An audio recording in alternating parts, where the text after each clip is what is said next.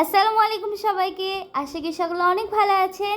আজকে আমি একটি অরেঞ্জ কেকের রেসিপি শেয়ার করব এবং রেসিপির সব সিক্রেট টিপস সহ আপনাদের সাথে শেয়ার করব। তো চলুন এখন ইনগ্রেডিয়েন্টসগুলো আপনাদের সাথে শেয়ার করি।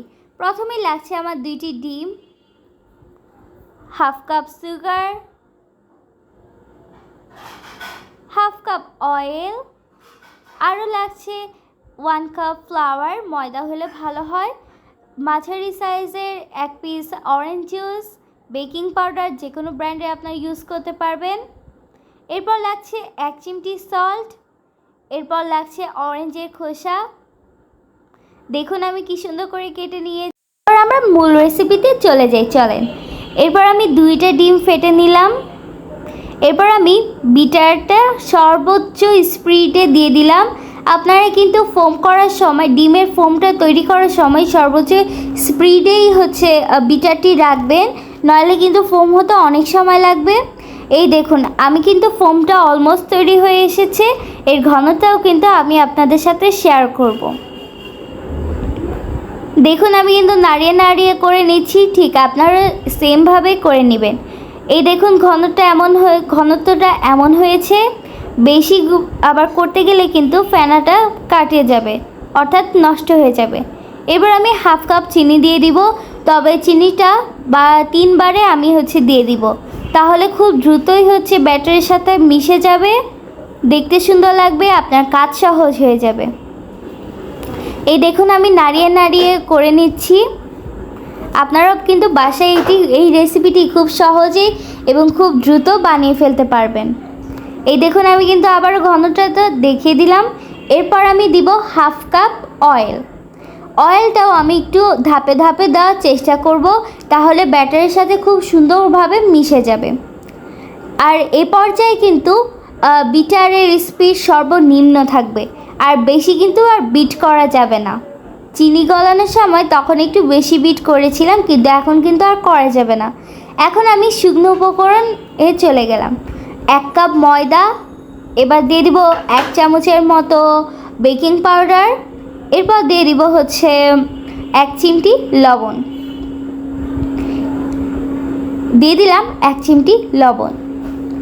দেখতেই পাচ্ছেন আমি কিন্তু অনেক সহজে আপনাদের সাথে রেসিপিটি শেয়ার করার ট্রাই করতেছি। এরপর ব্যাটারের সাথে চেলে নিব শুকনো উপকরণগুলো। এই যে আমি কিন্তু আস্তে আস্তে এবারও কিন্তু আমি ধাপে ধাপেই করছি। আপনারা যদি একবার বেশি দিয়ে ফেলবেন, যদি শুকনো উপকরণ বেশি দিয়ে ফেলেন, তাহলে কিন্তু মিশতে কষ্ট হবে, সময় লাগবে, নষ্ট হয়ে যেতে পারে। এরপর আমি ধাপে ধাপে সুন্দর করে মিশিয়ে নিচ্ছি। স্প্যাচুলা ইউজ করার চেষ্টা করবেন। আপনার ঘরে যদি স্প্যাচুলা নাও থাকে, তাহলে কোনো ফ্ল্যাট চামচ ইউজ করার চেষ্টা করবেন। এরপর ভালোভাবে কিন্তু আমি মিশিয়ে নিচ্ছি। পুরো শুকনো উপকরণ অলমোস্ট আমার মিশানো হয়ে গিয়েছে। দেখতেই পাচ্ছেন এটা কিন্তু অনেকটা হার্ড হয়েছে এই মিশ্রণটা। এবার আমি অরেঞ্জ জুসগুলো দিয়ে দিব। অরেঞ্জ জুসও কিন্তু আপনাকে বুঝে দিতে হবে, সুতরাং আপনাকে ধাপে ধাপে দিতে হবে। অল্প একটু দিয়েও দিলাম আমি অরেঞ্জ জুস। এবার ব্যাটারের সাথে খুব ভালোভাবে মিশিয়ে নিব। আর বুঝতে হবে যে আপনার কতটুকু নিতে হবে, আর এটা কিন্তু অনেক ইম্পর্টেন্ট একটা পার্ট কেক তৈরি করার জন্য। এরপর আমি আরেকটু দিয়ে দিলাম। দেখুন কত সুন্দর হয়েছে, ব্যাটারটা অনেক স্মুথ হয়েছে না? আবারও ভালোভাবে আমি নাড়িয়ে নিচ্ছি। এরপর আমি অরেঞ্জের খোসাগুলো দিয়ে দিলাম। আপনারা চাইলে এই পর্যায়ে টুটি ফ্রুটিও দিতে পারেন, বা আপনার যে কোনো ইচ্ছার পছন্দের টপিংসগুলো আপনি দিয়ে দিলেন। এবার খুব ভালোভাবে মিশিয়ে নিলাম। এই দেখুন ঘনত্বটা এমন হয়েছে। আপনারা চেষ্টা করবেন এই ঘনত্বটাই রাখার জন্য। এরপর আমি দিয়ে দিলাম তেল। মোল্ডে আমি একটু বেশি করে তেল দিই, কারণ যদি আমি কম তেল দিই, তাহলে কেকের চারিপাশটা খুব একটা সফট হবে না। যদি একটু বেশি তেল দিই, তাহলে খুবই সফট হবে চারিপাশ। আপনারাও এই জিনিসটা খেয়াল করবেন।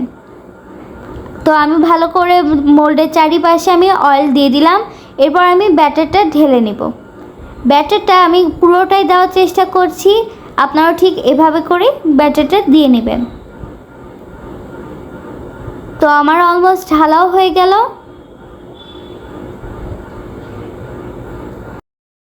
আপনি আপনার পছন্দের টপিংসগুলো দিয়ে দিবেন।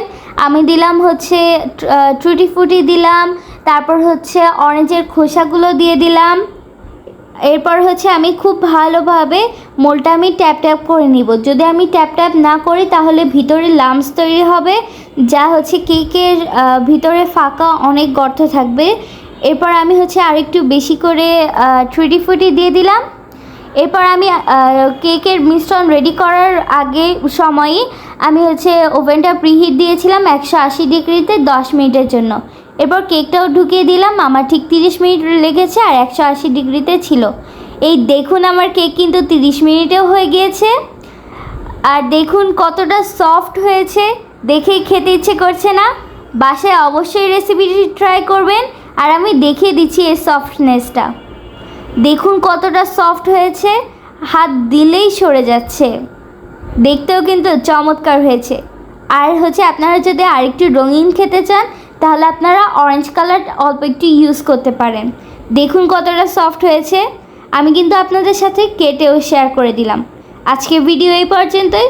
সবাই ভালো থাকবেন, সুস্থ থাকবেন। দেখা হবে অন্য কোনো দিন।